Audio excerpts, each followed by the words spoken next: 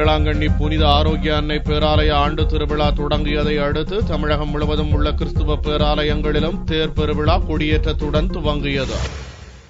வேளாங்கண்ணி புனித ஆரோக்கிய அன்னை பேராலய ஆண்டு திருவிழா ஆகஸ்ட் 29ஆம் தேதி கொடியேற்றத்துடன் துவங்கியது. இதைத் தொடர்ந்து தமிழகம் முழுவதும் உள்ள கிறிஸ்துவ பேராலயங்களில் தேர் திருவிழா வெகு விமர்சையாக தொடங்கியுள்ளது. திருச்சியின் வேளாங்கண்ணி என்று அழைக்கப்படும் பொன்மலைப்பட்டியில் உள்ள புனித ஆரோக்கிய அன்னை திருத்தலத்தில் தொடங்கிய தேர் பெருவிழாவை பங்குத்தந்தை அம்ப்ரோஸ் சிறப்பு திருப்பலி நிறைவேற்றி துவக்கி வைத்தார். இதேபோல் சென்னை பெசன்ட் நகர் அன்னை வேளாங்கண்ணி ஆலய பெருவிழாவும் கொடியேற்றத்துடன் துவங்கியது. இவ்விழாவை சென்னை உயர்மறை மாவட்ட துணை ஆயர் லாரன்ஸ் பயஸ் கொடியேற்றி துவக்கி வைத்தார்.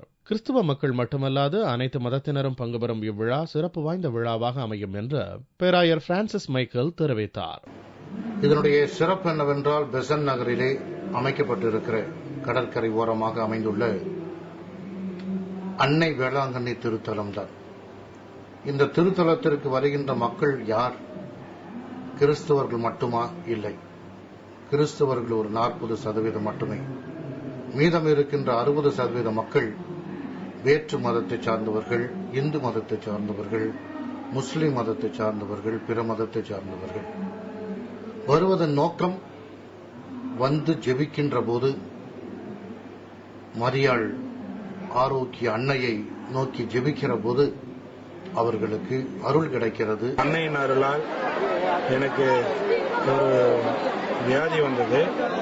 அதை வேண்டிகிட்டு இங்க வருஷம் நான் காவி போட்டுட்டு வந்துட்டு இருக்கேன்.